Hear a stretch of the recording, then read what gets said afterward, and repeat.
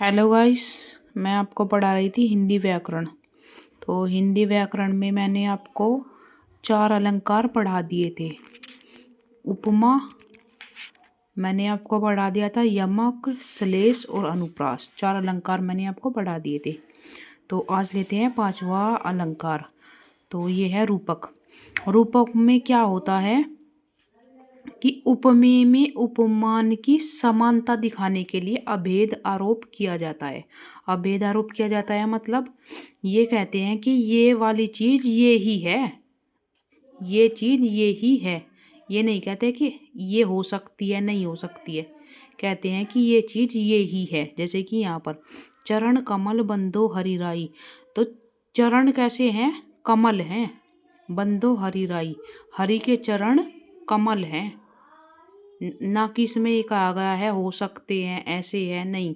इसमें अभेद आरोप है कि हरि के जो कमल है, हरि के जो चरण हैं यानी कि पैर हैं, वे कमल ही हैं। तो अभेद आरोप होता है रूपक अलंकार में। और इसके बाद देखते हैं उत्प्रेक्षा अलंकार। तो उत्प्रेक्षा अलंकार में क्या होता है? यहाँ पर होता है उपमेय में उपमान की संभावना दर्शाई जाती है। उपमेय में उपमान की संभावना दर्शाई जाती है। तो संभावना किस तरह से दर्शाई जाती है? यहाँ कुछ वर्ड होते हैं संभावना की, ऐसा हो सकता है, ऐसा हो भी नहीं सकता। जैसे कि यहाँ पर लेते हैं कि उस काल मारे क्रोध के तनु कांपने उनका लग, मानो मानो हवा के जोर से सोता हुआ सागर जगा। तो यहाँ पर क्या आ गया? मानो शब्द आ गया। और ऊपरले में भी आ गया मनो नीलमणि शैल पर। तो मानो इस तरह से यहाँ पर भी मानो हो गया।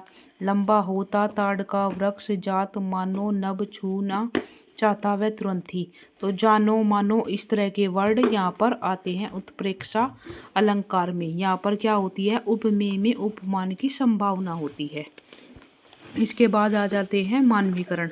तो मानवीकरण में क्या है? इसमें मोस्टली एक ही बात आपको याद रखनी है कि इसमें क्या होता है, जो निर्जीव चीज होती है ना, उनको सजीव बताया जाता है। और यहाँ पर क्या होता है कि प्रकृति के माध्यम से, प्रकृति के चित्रण के माध्यम से ही यहाँ पर दिखाया जाता है।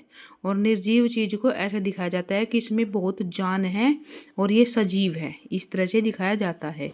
और अतिशयोक्ति, अतिशयोक्ति में क्या होता है?